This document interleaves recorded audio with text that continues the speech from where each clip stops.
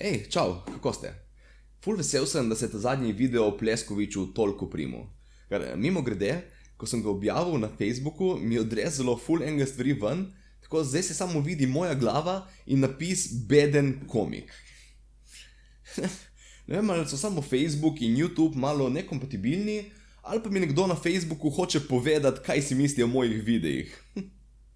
V glavnem, eni komiki so mi komentirali, ko smo se pogovarjali, da to, kar sem naredil s Pleskovičem, bi se dalo narediti s komerkoli. Veš, da vzameš par zasebnih videov, kjer ljudje poizkušajo nove fore, izrežeš ven tiste, ki res niso ratele in narediš, da izpade malo kot budala. In se strinjam, to bi komot kdorkoli lahko tudi z mano naredil, ampak to ni bil zares moj namen.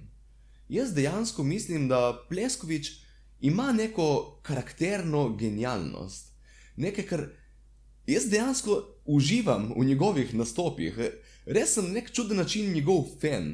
In ful mi je všeč, da mi je nekako uspelo to, kar vidim v njemu, približati tudi splošni publiki s tem videom. Pa mimogrede, vse to, kar sem uporabil v mojem videu, so njegovi zasebni posnetki. Tako da, ko sem objavil, sem mu pisal, da če je kaj narobe s tem, kar sem objavil, naj reče in bom vrgel dol.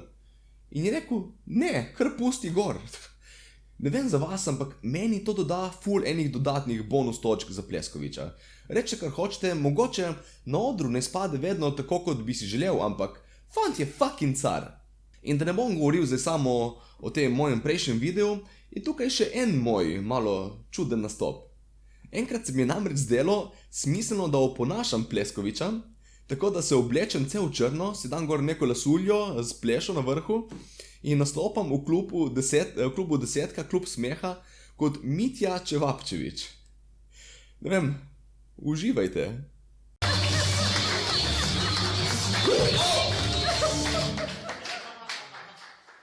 Ne vem zakaj, moji nastopi vedno malo bolijo. Vem, kaj mislite, zdaj spet tukaj ena zguba na odru. Brez skrbi, jaz nisem toliko smešen kot prej. Sem bolen. Dajmo drugače, še en aplavz, Andrej Težak, težki.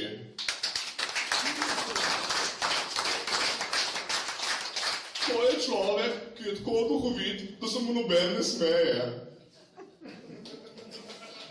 Sem imel eno drugo foro pripravljeno za njega, ampak dobro. Koliko odziva. Takega navdušenja nisem videl, odkar sem staršem rekel, da se bom odselil na svoje. Celo žurko sem naredili, se ne moreš verjeti. Zdaj živim v Ljubljani s 3 puncami za cimre. Jaz bom znoril.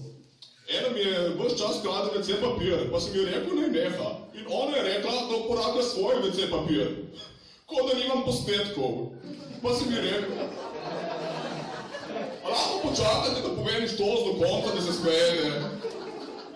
Pa sem ji rekel, baba lažeš, pa sem ji v rit brcnil. Ja, bolj se pa na panč ne smejete.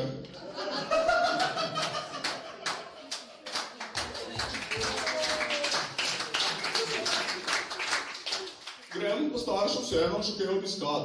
Za novo leto sem bil pri njih. Za pol noč so imeli 2 ognjemeta, wow. Enega so imeli na občini, to druga pa so imeli cigani. In kaj mislite, kdo je imel večjega? Cigani. Drugi dan sem bil tako se nasekal s sosedom, da smo zvrnili traktor dol v gozd, pa potem pri kosilu sem prvič kovnil pred starši. Rekel sem, kurba je da juha slana. Pa so me gledali, kot da sem s hruške padel. Mati mi je rekla, ja, Mitja, ne govori tako, to se ne spodob. Sem rekel, ja, pa delati tako slano juho, to pa se spodob.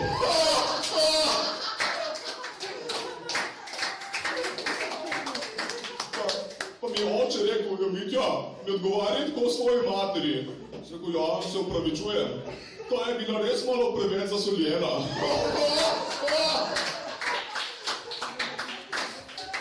Potem pa je babica rekla, da če mi kaj ni všeč na juhi, si lahko drugič sam naredim. Pa sem mi rekel, puši kurac. Z babico se nisem nikoli preveč dobro razumel. Ker vedno mi je težila, da moramo hoditi v maši. Ja, Mitja, daj pejno malo v maši. Daj, Mitja, se boš kaj naučil. A res, ali kaj? Kaj pa sem pri maši naučil rožni venec moliti? Ker to že znam. Ja, pa, Maša je druga tema mojega nastopa danes. Ko sem bil mlad, sem mogel vedno hoditi k Maši in vem, to je ful dolgočasno, malo boste mogli potrpeti. Jaz sem tudi, ko sem bil mlajši, mogel v cerkvi marsikaj potrpeti. Vedno so govorili, da ni prav seksati pred poroko. Pa sem rekel, ja kaj pa vas toliko briga, kaj jaz počnem sam doma. Pa pri babici sem se vedno smejal, sem mislila, babi, a ti misliš, da če jaz najdem punco, ki mi je všeč, ne bom seksal samo, ker ni prav, mislim. Babica nič ne razume. Pa te duhovniki, ko vedno te fantke zlatajo. Ja. Tudi,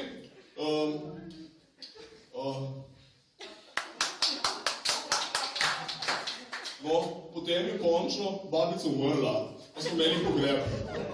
Pa na pogrebu je prišel stric Marjan, oma je taka faca, on vedno što se poka. Zadnjič je rekel, da ko mu je dohtar rekel, da preveč pije, je menjal dohtarja. Pa ko mu je žena rekla, da naj neha pit, je po noči doma vse zajce zadavil. Pa potem mi je rekel, da če že enkrat reče kaj takega, bo naslednjič eno kozo zadavil. Pa se rekel, stric Marjan, si sploh nimate koz doma, pa se je samo smejal. On je tak dobrovoljček.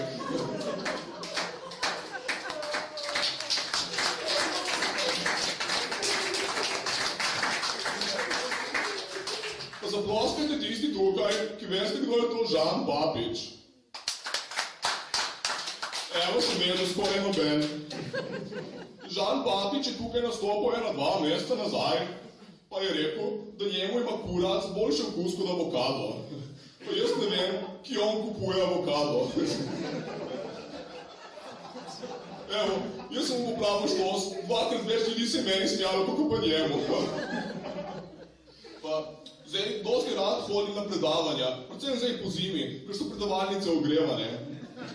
In zadnjič sem šel na eno predavanje, pa je profesor vprašal, če vemo mogoče, kako se reče skrbi za starejše ljudi. Pa sem rekel, ja, to je čisto enostavno.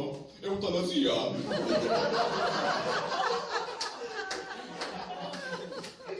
Pa ne, pravilna odgovor je geriatrija. Vsej veste, kaj je geriatrija.